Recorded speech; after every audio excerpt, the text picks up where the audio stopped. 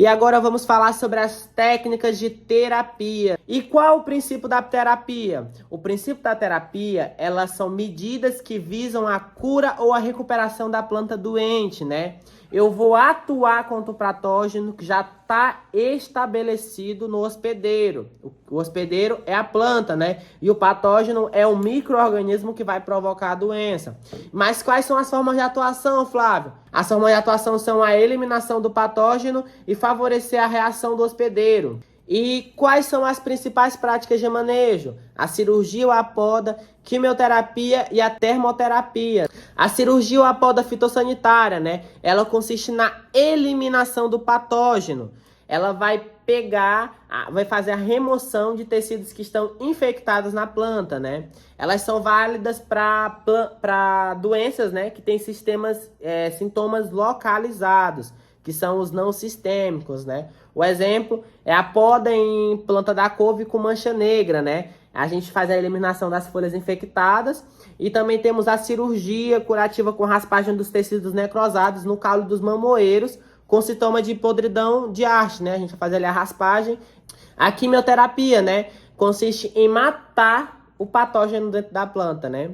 Eu posso fazer essa quimioterapia com aplicação de fungicidas sistêmicos, né? Que vai combater o patógeno que já vai estar estabelecido ali no hospedeiro, né? Os fungicidas sistêmicos, eles vão penetrar e matar o fungo dentro do tecido da planta, né? Mas a aplicação do defensivo sistêmico, ele deve ser feito nos estágios iniciais da doença, antes do fungo produzir os esporos, né? E necrosar lesões maiores nas folhas. Porque se eu vou tentar fazer essa aplicação, essa quimioterapia já numa fase bem mais avançada da planta, o fungicida dele já não vai ter mais tanta eficiência e, consequentemente, a gente pode ter a perda da planta por total. Termoterapia é onde eu vou ter o ponto de inativação térmica, que vai consistir no tratamento da planta ou de suas partes com temperaturas letais ao patógeno e que não vão danificar a planta, né? A temperatura entre 70 e 75 graus, ela vai conseguir inativar a maioria dos fitopatógenos. Calor úmido na forma de água líquida consiste na utilização de água quente para tratamento de partes da planta. E é utilizado muito para frutos, legumes e órgãos propagativos de planta, como sementes, rizomas, tubérculos, toletes, manivas e estacas. O princípio da técnica, ele se baseia no tempo e na temperatura. O sucesso da técnica, ela é a diferença entre a sensibilidade térmica do hospedeiro e do patógeno. Aí agora nesse daí nós temos alguns exemplos de binômio tempo versus temperatura, né? Onde apresenta os hospedeiros, os órgãos, os patógenos, as doenças e o tratamento, né? Um exemplo aí é a cana, né?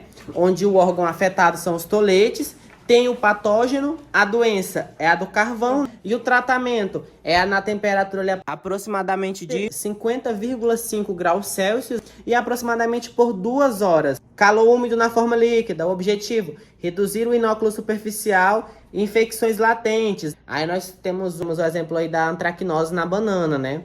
Onde tem o primeiro que é a testemunha, que é o inóculo inicial.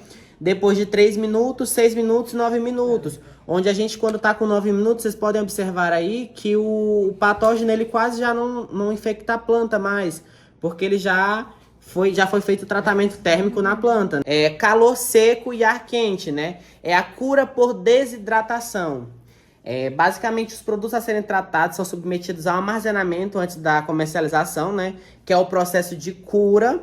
E assim como na termoterapia, as sementes elas podem também ser tratadas com calor seco mais facilmente, né, pelo processo de desidratação. O processo de calor seco, ele consiste na remoção da umidade da superfície e acelera o processo de cicatrização dos ferimentos pré-existentes, né? Onde ocorre o manejo de doença no pós-colheita. Aí nós temos o exemplo da termoterapia de sementes para o manejo de fitopatógenos, né? Que o hospedeiro é a alface, e o tempo a temperatura e o tempo que aproximado vai ser feita a desidratação da alface ou da beterraba. Agora vamos falar alguns exemplos de doenças em hortaliças. Hoje nós vamos falar da mancha preta. A doença da mancha preta ela ocorre em folhas como brócolis, canola, couve chinesa, couve de bruxelas, couve-flor, mostarda, nabo, rabanete e o repolho. Elas são manchas redondas, um pouco acinzentadas e elas apresentam manchas circulares pequenas, caracterizadas pela presença de anéis concréticos. O seu manejo, ele é indicado a plantação sempre com a distância suficiente entre as plantas, né? E assegurar que exista um fornecimento equilibrado de nutrientes.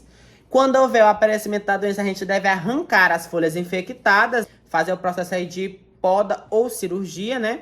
E é possível combater essa doença com produtos fitossanitários. E basicamente é isso, pessoal. Agradeço aí pela atenção de todos e até a próxima.